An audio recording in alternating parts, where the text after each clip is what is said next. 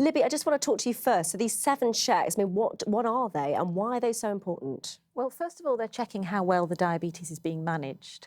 But as well as that, they're checking for any health problems that can arise from having diabetes.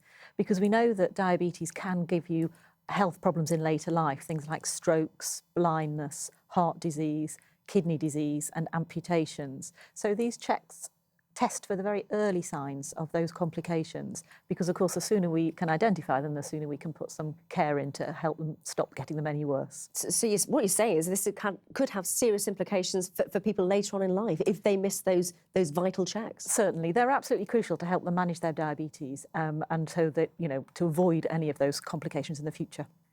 Isobel, you've lived with diabetes for most of your life. Did you have the checks and does this ring true for you? Yeah, I have had the checks. I have an eye test and a kidney test on an annual basis, and then I have my annual blood glucose done on a 3-monthly basis.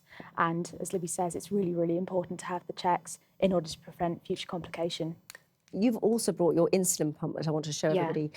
It's familiar to a lot of people. This is something you can monitor yourself, so it's very different, isn't it? We must make clear to those checks that you undergo. Talk to us about how it works and what you have to do. So I had to deliver insulin because my body doesn't make that naturally, and the insulin pump does that for me. It does it on 2 levels. If I input how much carbohydrate I'm eating, it delivers me insulin then, and it also does it on a background level as well. OK, so that's something you control yourself. These checks, though, that you used to have, I mean, was it your parents pushing you to have them? I mean, what was it like? Because it seems like you've got to go through quite a lot of things.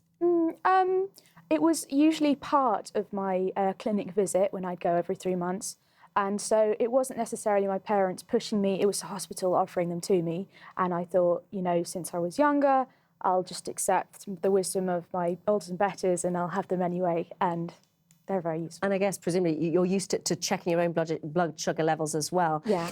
Just talk to me, though, Libby, because the fact that people aren't having these tests, this is quite worrying. But why aren't they? Well, that could be the start of a very long conversation, but in a nutshell, first of all, we have to accept that just because the checks aren't recorded doesn't mean to say they weren't happening. There could be resources issues within a hospital, which means they haven't actually recorded that they've been done. So that's the first thing to say. The second thing is that the audit has thrown up variability throughout England and Wales. So probably what needs to happen is looking at locally at what's going on, what's working well and what's not working so well. And finally, the other thing that the audit threw up was areas of deprivation. And children who have from a more deprived background don't seem to be getting the diabetes management that we would hope for. So that's another big issue that needs looking at.